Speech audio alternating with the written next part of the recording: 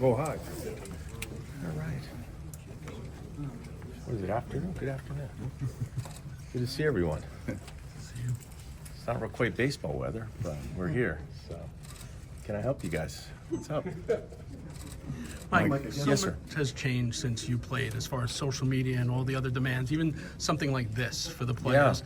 How did think they separate this from the mental preparation they need to start getting ready for spring training? Well, as you mentioned, it's a lot different. I'm feeling a little bit like a dinosaur, but ultimately, I mean, players adapt.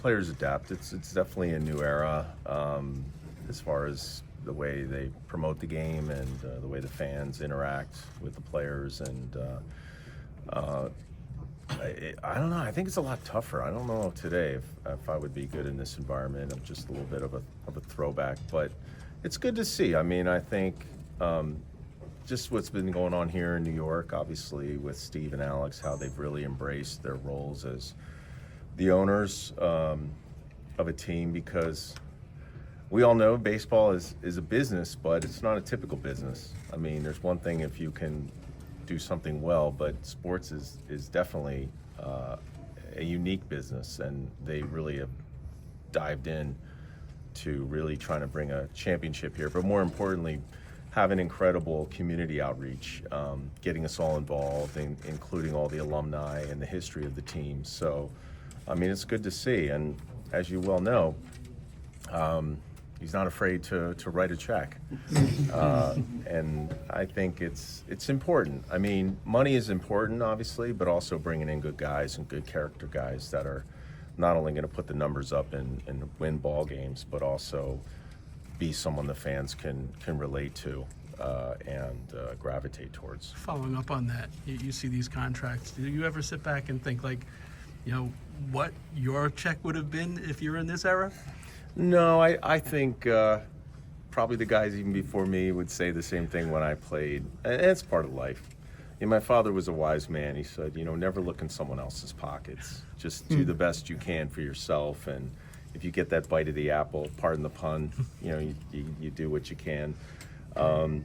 Yeah, listen, man, God bless those guys. I think money is important, obviously, but if you do make money, you have to be a good steward of the money. You have to make good decisions. And but I guess the more you have it, the easier it is to make good decisions. And yeah, they don't give away free money. So if there's a market out there, I would say take it.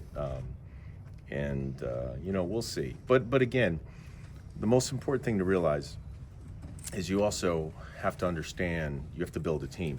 Baseball is unique, where it's not like basketball or the individual sports where one particular person can dominate. Players are important, especially big guys that can drive in runs and win ball games on the mound. But you do have to put together the right blend of bullpen guys, defense guys that can do little things right. So, yeah, it's good to have the superstars, no question about it, but you do have to build a team, and that's probably the most difficult thing to do that. What did you think watching the Soto sweepstakes and as unfolded, and what did you think finally the Mets got him? Interesting. Yeah, I mean, it shows that I think he's really not afraid of putting himself out there and taking himself out of the comfort zone and a new challenge. So that's a special player, because I think, well, I mean, coming from the Yankees, obviously with their tradition and their history, but I think he probably wanted to do something different. I mean, again, I don't know what went on behind closed doors. I imagine he had a lot of very interesting offers and probably not so far apart in the money level, and again, I don't know. But from what I've seen about him, he's not afraid to take on a new challenge.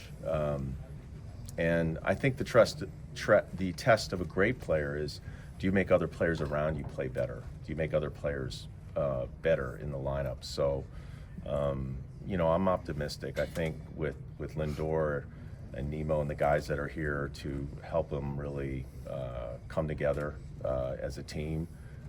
And you got to bleed together. You got to want to win together. I mean, yes, there are a lot of, at his level, he's an exceptional talent, but you still have to, as I said, play as a team. You have to have one heartbeat. So the good thing is he's going to have spring training to get to know these guys, and hopefully stays healthy. And he's not going to be able to get the big hit all the time. He's going to have guys pick him up when he's not swinging the bat well. So we'll see. Hopefully they can do that for him. Have you gotten to manage know? Team Italy in 2026? Right now, I haven't committed to that, to be honest with you. The situation in Italy is a little different. It's actually the president of the federation. It's a political position. So there was a change recently. I haven't really engaged and thought about the next classic, to be honest with you. I don't know. I mean, I'll just see. I mean, I think there's been some changes over there, and again, it's different. You know, it's like they get their funding from the Olympic Committee and things like that. But to be honest with you, the last classic I really enjoyed. We had a lot of success. It was really an interesting project. I don't know if the sequel is always good as the original, so I don't know. I mean, we'll see. There has been some changes there now. So right now, I'm kind of not committed. Have you gotten to know Juan Soto at all, either before or after he signed here? No, I haven't actually. I'm looking forward to meeting him and just kind of being there if he needs. I mean, I don't think he really needs any advice. I mean, he knows what to do. He's a big boy. He's played in New York, so I mean, I just want to be there and give him support. You know, as a player that came here under similar circumstances, just with high expectations. But yeah, listen, I think everyone knows what he's expected to do, but there's going to be times where he has to take the pressure off himself and not try to be the guy to get the big hit, because as you well know, when players do that, you sometimes press a little bit and you sometimes take yourself out of your game. So I think there's going to be times when, you know, the other guys, as I said, have to pick them up, and then you learn that synergy in spring training. So we had just had a panel talking about the 99 and 2000 teams, and it was unique. We had a unique chemistry of guys that really knew how to win and wanted to play together and enjoyed each other. So I think that will to be a very important factor in his assimilation here. You had the opportunity to work with Francisco Alvarez in spring training a little bit. This year, his defense really moved up a little bit. What have you noticed about him in his short time in the majors? Yeah, listen, he's got a lot of enthusiasm. He's a special talent. He's got a lot of power. Just the only critique for me, I think, is just to be a little bit more plate disciplined. You know, I think we've seen some hitters, and I was guilty of it as myself when, as I've said before, that, listen, it's good to be aggressive. You know, there's guys that when they get that first fastball, they're always hunting for it. But I think there's times where if the pitcher is throwing well, they could use that against you. And I think there's times where you have to be kind of shrink your strike zone a little bit and not stretch it, especially with 2 strikes. But again, I think he's still young. He's got a lot of enthusiasm. He's a great talent. He's got a lot of, he's durable. You know, it's just something that he's going to have to mature, because this game has a funny way of adjusting to you. You know, there's so much, you talk about the social media. I mean, there's so much more data today and numbers and video, and everyone's looking for an edge. And so you could look at him and go, okay, he swings at this pitch and this count mostly, and that they're going to exploit that.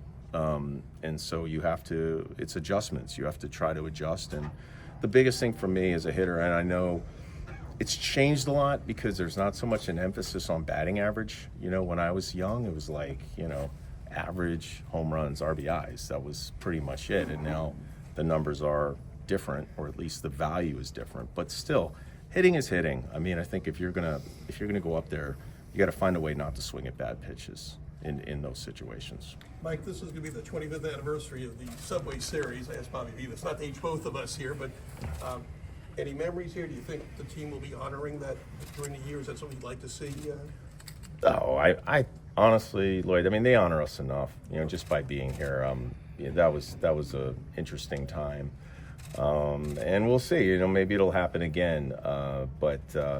No, I think you know, Steve and Alex have definitely celebrated the past recently very, very, very well, and so just being here, you know, is an honor. But you know, we'll see it. I think it all is the fact even coming today and seeing the fans and seeing how much they value the history of this club. It's a unique. I mean, it's one of the few organizations that fans really gravitate towards the well-known historical teams. So You know, our reception has been amazing. So we'll see. I mean, they're always looking to do stuff like that. So we'll see. I always wondered what was Roger Clemens' problem with you. That was coming, Mike. Dude, I've talked about this ad nauseum. Go ask the no. I mean, believe me, dude, it's funny. I Can you was. pinpoint something that No, happened? and it's. I was asked yesterday. Listen. I mean, it was a long time ago. Life is too short. It was an interesting time, and just unfortunate I'm still alive and enjoying life. I could still count at least to a certain. No, it's just one of those things, man. You know, like I really don't worry about it at this point. It's just there's just too much. I was saying the other day. Recently, I've had some friends pass away, and we all know that. So you don't dwell. It was just a tough time. I look at the big thing. It was just that the most thing of frustrating about that year is I feel like we really had momentum, and I felt like we had a really good chance to win that series. But that's baseball, man. That's just the way Talking life about goes. guys that passed away, talk to me about Ricky Henderson. Yeah, we were just fortunate to talk about Ricky and what a special player he was. I would say arguably one of the top 5 to 10 players of all time. Just again, you could look at it, the Willie Mays' and Babe Ruths and Hank Aaron's and all, Sandy Koufax's. But I mean, no other player I think really made an impact on the sport like Ricky Henderson as far as redefining what a great leadoff hitter was. He could hit for power. He was good defensively. And his character, I mean, he was a winner. I mean, you saw when he was in his prime, the fact that what he can do on a baseball field and with Toronto and some of the teams you don't really identify him as being. But when he came here and as a hitter, I can't tell you what a dream it was to hit behind him because he was always on base. He was always a threat. The pitcher was always obsessed with him. And I knew I had a better chance than average of getting a mistake to hit. And just the way he read the game. When I was struggling, he had this incredible, he's like, he would steal because he knew if I wasn't swinging well, I'd probably hit into a double play. But if I was swinging well, he would sit tight. He would know. He's like, he would just come, he was just amazing. He's like, Pete, I think I'm gonna run today. What do you think? I'm like, dude, you're Ricky Henderson. If you want to steal a base, I don't care. I said, he goes, if you get something to hit, he goes, you go ahead and swing, you know. And I said, I know. Don't. I said, just go for it. So, but I mean, it was amazing watching some of the old highlights. Yeah, I'm praying for him and his family, his soul. He was a special player. One of those guys that you just probably will never see again. So it's a sad loss. Were you saying about Beltran not making it to the Hall of Fame? Beltran? Yeah. Oh yeah. Listen, you know what? That is something that I think there's so many intangibles that. The thing about the Hall of Fame, it's Either it's you just, are or well, you're no, not. I think there's no formula to it. I mean, it's like I was talking about when the Hall of Fame put something recently out to Pete Rose, and then people were getting on the Hall of Fame, and I was trying to say, listen, it's a museum. It's not. They don't really tell you who goes in and doesn't. Obviously, the writers vote and the voters vote. And that's a process. And there's so many other intangibles that go into it. I mean, numbers are important, but there are other things, I mean, that you can't really put a lid on. And as a player, I've always sort of stepped out of the debates because I don't really think it's, I mean, everyone will have their sentimental favorites, and that's fine. That's part of the game. But as a player, I never really, I just let the voters vote, and you got to let the process play out. Do you think there's a place for some Hall of Famers to be? Chipper Jones has advocated it, and you take a look. Sometimes it's subjective. You take a guy like Luis Tiant, who has pretty comparable numbers to CC, Greg but Nettles. never gets a sniff. Well, I think everyone, the great thing about this game, everyone's going to have their opinions, and everyone's going to have their sentiments, guys that they love. I mean, Andrew Jones, he was talking about it. He's right. I mean, he's a great player. And listen, at the end of the day, it's a process. Like I said, the voters are going to vote, and now that we have the Veterans Committee, that there are recognizing players. Obviously, Dave Parker recently, who I loved watching as a kid. And so, listen, man, I think we put so much emphasis on life of being at this certain spot, and sometimes you just have to release it and let it play out. And life is not fair sometimes. You know, that's just the way it is. And so you have to just kind of surrender to it. And And hopefully, in the end, you know, the voters do make the decisions that are the right decisions. What do you think about Pete Alonso. Wow. I've said many times before, as a player, I would never begrudge any player to go out and get as much as he can. I think he's entitled to that. He's earned that right. And as an owner, you know, I don't write the checks. So it's easy. I said the easiest thing in the world to do is spend someone else's money. So, you know, I think you just kind of hope that if there's incentive on both parties to work something out, that does eventually happen. I don't know. I don't know where his heart is. I don't know what he's looking for or his conversations between his agent, the agent, and the club. But listen, he's a special player. Guys that can hit 40 home runs just are not walking down the street.